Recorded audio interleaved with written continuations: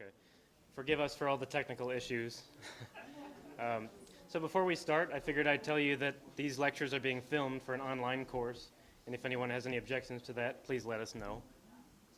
I'd also like to take this opportunity to welcome a special guest, and that's Dr. Craig Stone of the History Department and the American Indian Studies program. Very happy to have him here, so welcome him. Thank you. So today we'll be watching a documentary that shows you the Native American perspective on some of the myths about the beginning of American history, like Pocahontas and John Smith. And the reason these common stories are important is because in the traditional American narrative of history, we jump from Plymouth Rock to the Revolution. In other words, we jump from the story of pilgrims peacefully settling to escape persecution to the victory of liberty and freedom in the Revolution. So today, you're going to hear some of the dark stories in between. But first, the last couple weeks I've been lecturing about how the relationship between the tribes and the federal government has evolved. And to recap, last week I lectured about how this relationship evolved from the birth of America to about 1880 with allotment. And to recap, you learned how the US government began with a kind of uneasy admiration for the tribes, as if they were role models. Like, to the founding fathers, the Iroquois Constitution represented the spirit of freedom and democratic consensus that the American nation hoped to embody. And Native Americans were viewed as possibly civilizable, meaning if only America nurtured them into democratic citizenship and taught them American values, they could become partners in this American destiny.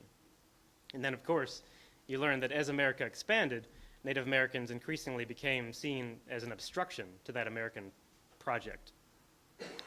Native Americans were now an unpredictable threat that was inherently un-American. And in order for the American destiny to succeed, the Native Americans would have to either be neutralized, pushed away, or confined to reservations where they could be managed. And then you learned how through measures like the Indian Removal Act of 1830, things like that legalized the American deportation of any tribe that stands in the way, including relatively peaceful tribes like the Cherokee, albeit slave-owning, but also violent tribes that oppose the United States, perhaps as they should have, like the Creek and the Seminole. And I tried to draw out this duplicity that even though Native Americans were being stripped of their land and their culture, it seems that the American government truly believed that Native Americans would benefit through certain policies, like through reconfiguring and repartitioning tribal lands according to American notions of property, and through teaching American values in boarding schools. The US government seemed to believe that Native Americans would have the tools to thrive that they otherwise would not have on the reservation. But of course, from the Native American perspective, it's cultural death. So now that you've seen how this relationship changed until 1880, today I'd like to lecture about how it changed from 1880 until about 1970. And I'm not going to talk about the many Indian wars that happened during this time frame because they're very familiar, and we have documentaries for that. But it's a lot of information, so please stop me if I'm going too fast. As I mentioned last time, the 1930s and 1940s were an unusual time of great change in the relationship between the feds and the tribes. Native American life arguably benefited unusually compared to how they have been oppressed previously. It seemed to be that the American government thought that through the process of allocating Native American land according to American ideas of economics and through teaching them American democratic values, that Native Americans might be on the way to being civilized and Americanized. By 1920, for example, almost all Native American descent had been silenced. Tribes that were deemed threatening were either removed to a place where they could not be a problem, meaning an inhospitable territory, like the Great Basin in the Midwest, or the West, or they had been put on reservations where they could be managed. And to this end, the US government gave all Native Americans citizenship in 1924 as a way of paving the way for them to integrate into American society. The 5 civilized tribes that I mentioned last week, most of them had already had citizenship in the 1820s because the government thought they were quasi-democratic already. And of course, only a few years later, they expelled them all to Oklahoma. But I think it's interesting because this, if you think about it, these are the first people in this country And they were not worthy of American citizenship until 4 years after women and almost a half century after blacks. I think that says a lot about the Native American feeling of resentment towards integration or their inability to integrate.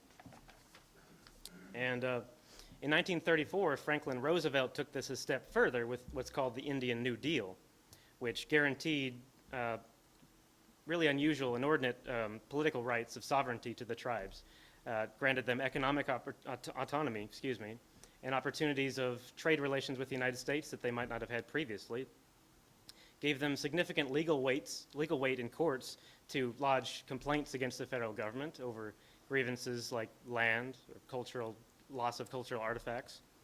It expanded federal subsidy to the tribes for things like education and building schools, businesses, subsidy for hospitals to improve the medical quality on the reservations, and basically the genesis of what later became the Indian Health Service. So you see this kind of nurturing attitude of the federal government towards the Native American reservations. And at this time in the 1930s, over 2 million acres were given back to the tribes from federal trusteeship or sold to them very cheaply. And Indian civil rights and this relationship between the feds and the tribes improved progressively through World War II, I would argue. And part of this is because Native Americans have a higher percentage or proportional rate of serving in the military of any other ethnic group. Over a third of all Native Americans served in World War II, with a volunteer rate 40% higher than any other ethnic group. And Native Americans, of course, make this into a romantic story of a show of loyalty that this is our country too, damn it, and we're just as American as you, and we want to prove it through defending what is both of our lands, both American and Native American. But in truth, just like the poor of the Deep South, they just wanted any excuse to get the hell out of the reservations and have 3 meals a day, which you can respect given the conditions on the reservation. This also gave the Native Americans a chance to go to the cities and get jobs, make a living, get education, and after service in the military, they could go to college. And there were very few tribal colleges. Yes, sir? Could the Native Americans in World War II serve as a combat unit? Yes. Because the blacks couldn't.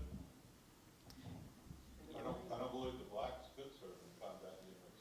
Black. In the Marines, the Navajos were the code talkers. It saved a lot of our lives. Right.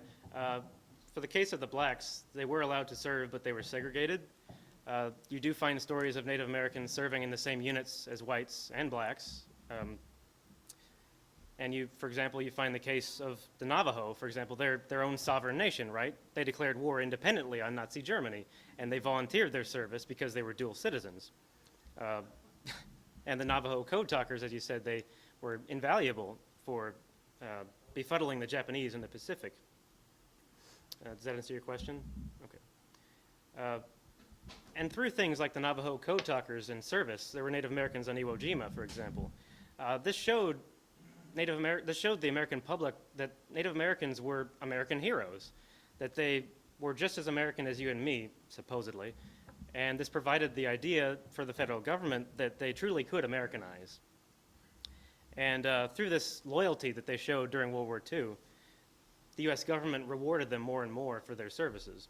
For example, the Indian Claims Commission was established in 1946, which basically allowed the tribes to sue the federal government for compensation or for indemnity or for any other disagreement with land distribution.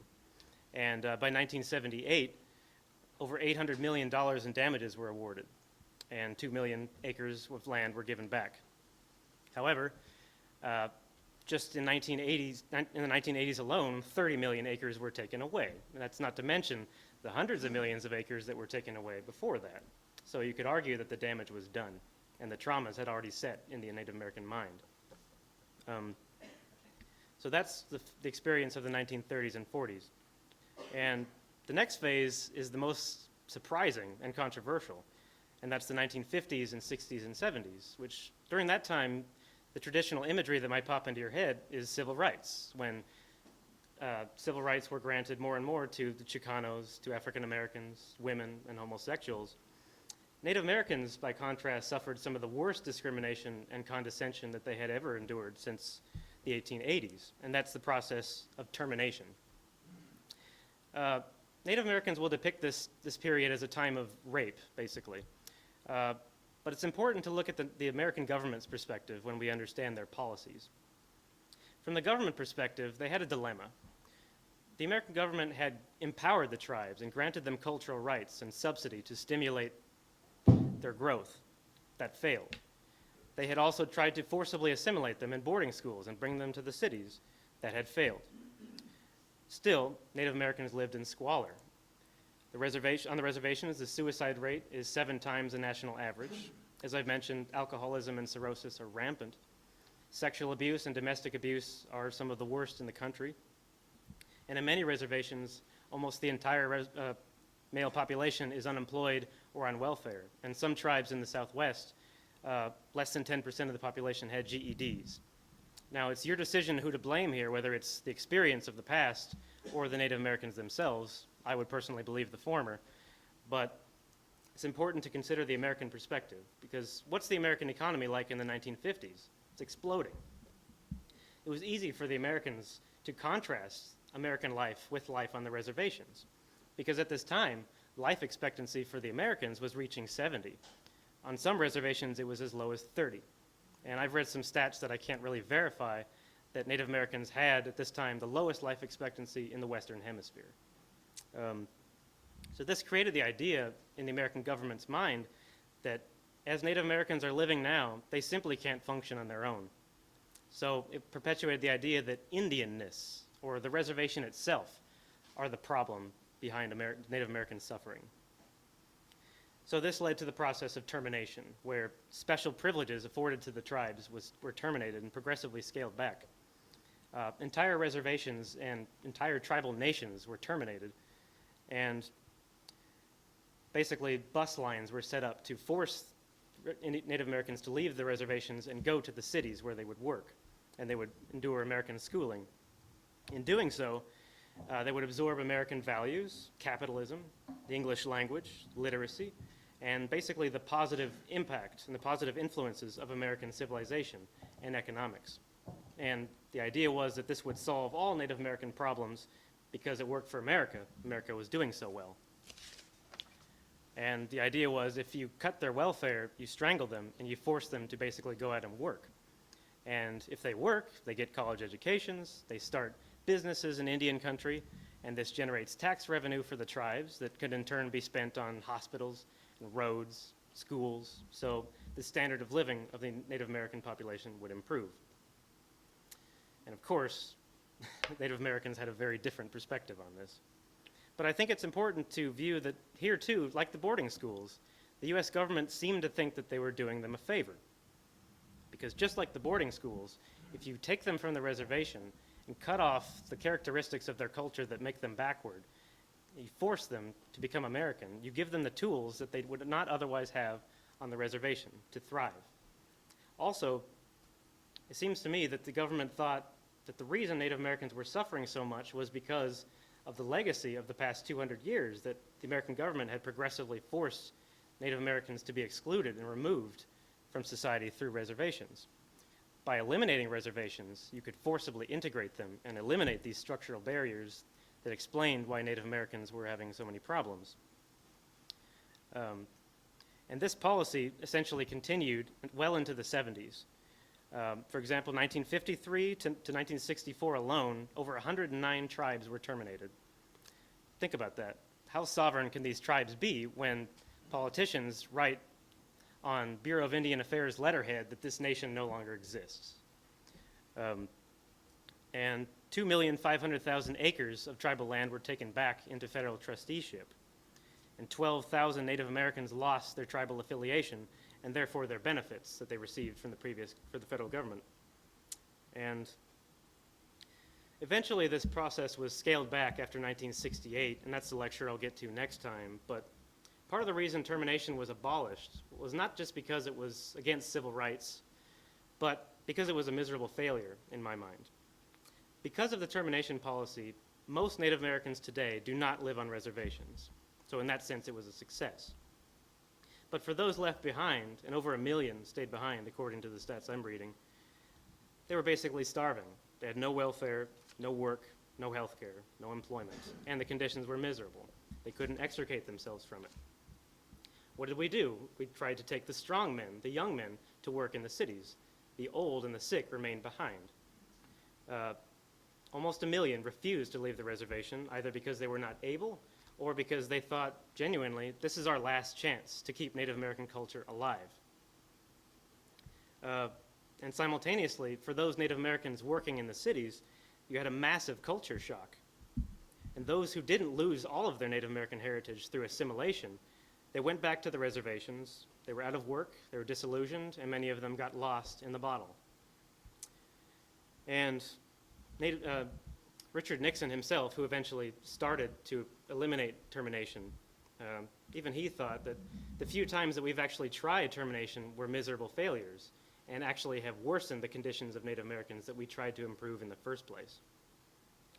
So from the American government's perspective, they didn't get the message, they didn't shape up. And next week you'll learn when Native Americans fought back and couldn't take it anymore.